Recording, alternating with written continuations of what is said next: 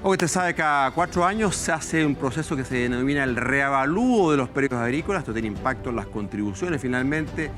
Y bueno, se ha hecho, ahora justamente este año tocaba aquello, y muchos agricultores, y particularmente los de la macrozona sur, han manifestado sus reparos respecto a este proceso y estos reavalúos. Para conversar en detalle sobre esto, tomamos contacto con don Carlos Rojas, secretario ejecutivo de SOFO. Carlos, ¿cómo estás? Qué gusto saludarte. Hola Juan Pablo, mucho gusto de saludarte, verte y conversar sobre este tema que nos tiene bastante preocupados. Como bien decías tú, cada 4 años el sector agrícola se ve sometido a una carga tributaria adicional que impacta directamente. Cuéntanos, justamente Carlos, perdona, cuéntanos qué es este reavalúo agrícola, de qué se trata, cuáles son los elementos que se debieran considerar. Perfecto, bien, el reavalúo es un proceso mediante el cual el Servicio de Impuesto Interno, ¿cierto?, determina los nuevos avalúos que se aplican a los bienes raíces agrícolas en todo el país. En enero de este año entró en vigencia el reavalúo de los bienes agrícolas, los cuales corresponden, ¿cierto?, a la base imponible para el cálculo del impuesto territorial o contribuciones, como bien tú lo mencionabas. Ya. Es decir, han transcurrido 4 años desde el último proceso que culminó el 2020. Y Carlos, ¿y en base a qué criterios se hace esta reavalúo, o sea, esta nueva valorización del terreno, que puede eventualmente subir o también bajar, ¿no?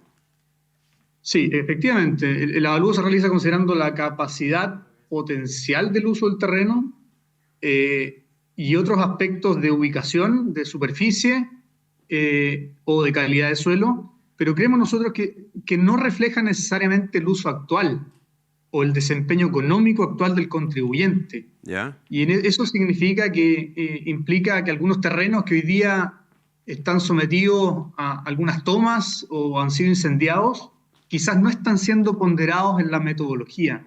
Perfecto. ¿Ya? Perfecto. Y en ese sentido estamos preocupados porque la verdad es que acá el Estado, además de no brindar seguridad en esta macrozona, en esta región, perjudica al sector con impuestos que no reflejan la realidad de la zona. Y los agricultores la capacidad productiva real, ¿eh? Para poder hacer frente a este nuevo impuesto. Esto ya ocurrió 4 años atrás, Carlos. ¿Qué pasó con el proceso? ¿También hubo un alza relevante que tampoco se hizo cargo de esta realidad o la vez anterior fue distinto?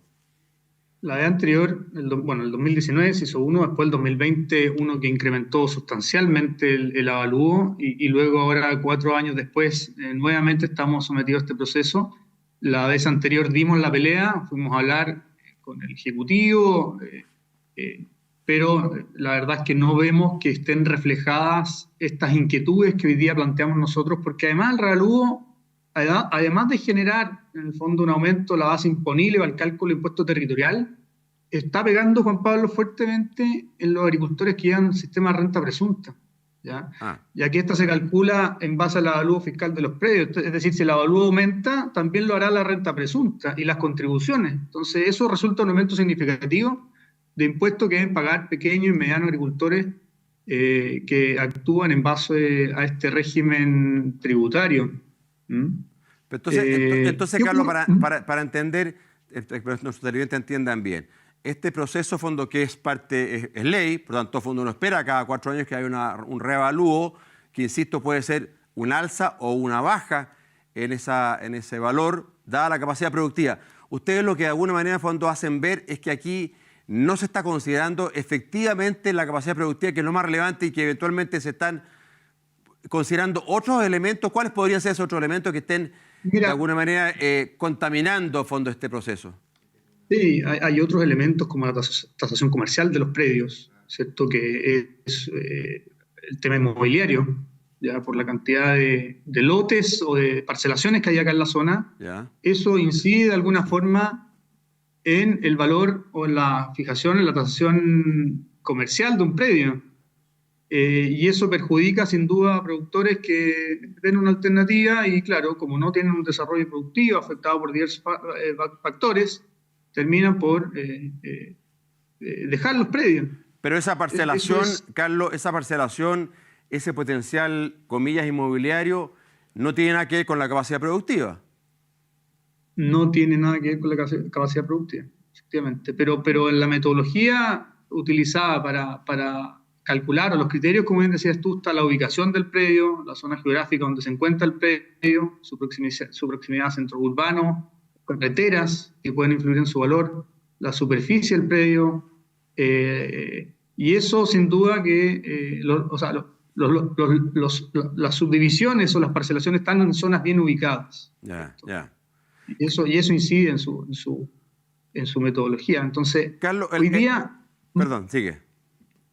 No, hoy día lo que estamos tratando nosotros de impulsar o hacer saber al Ejecutivo, hoy día mismo yo a las 11 de la mañana tengo una reunión con la directora regional de Servicio de Impuesto Interno y con el Seremi Hacienda para poder transmitir estas inquietudes y ver si a corto plazo se podemos hacer algunas modificaciones a nivel reglamentario. El Servicio de Impuestos Internos tiene hoy día facultades para poder emitir resoluciones que puedan eximir a ciertos casos en donde hay predios que están tomados, hay predios que han sido incendiados y en donde los agricultores hoy día no tienen las condiciones o las capacidades para generar recursos que les permitan soportar esta carga tributaria. Estamos conversando con Carlos Rojas, secretario ejecutivo de SOFO. Carlos, además entiendo que en casos particulares, como es el caso de la macrozona sur, que está bajo un régimen especial, ¿no es cierto?, fondo especial me refiero a fondo por el tema de seguridad, ¿no es cierto?, estado de excepción constitucional, como también, por ejemplo, el caso de Coquimbo, que estábamos recién justamente por la nota de INDAP conversando, que vive una situación de catástrofe desde el punto de vista hídrico. En esas condiciones también se puede dar, fondo, una especial revisión, ¿no es cierto?, fondo de este reavalúo, y por tanto los agricultores podrían nada más apelar a esa condición. Nosotros creemos que sí. De hecho, la zona que fue recientemente azotada, Juan Pablo, por los incendios en Valparaíso, es una zona que está en estudio o que ya se realizó el estudio para poder eximirlo del pago del aumento del revalú y por lo tanto el pago de contribución. Mira. O sea, hay una oportunidad entonces, fondo, de parte de los agricultores directamente de hacer un levantamiento y hacer una apelación al Servicio de Impuestos Internos. Efectivamente, sí. Efectivamente hay un plazo determinado en donde uno puede, como persona natural o jurídica, presentar algunos recursos para definir que el proceso tuvo algunos ciertos errores, ¿cierto?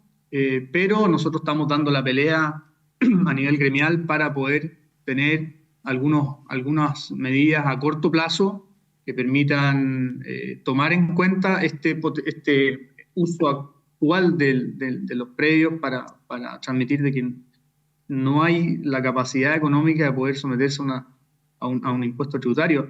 Ahora, Juan Pablo, hay un tema importante que es el tema que hemos estado estimando nosotros, el tema, te lo mencioné, que afecta a los agricultores más pequeños. En el caso de INDAP, hay ciertos requisitos para poder ser usuario de INDAP o para entrar al sistema.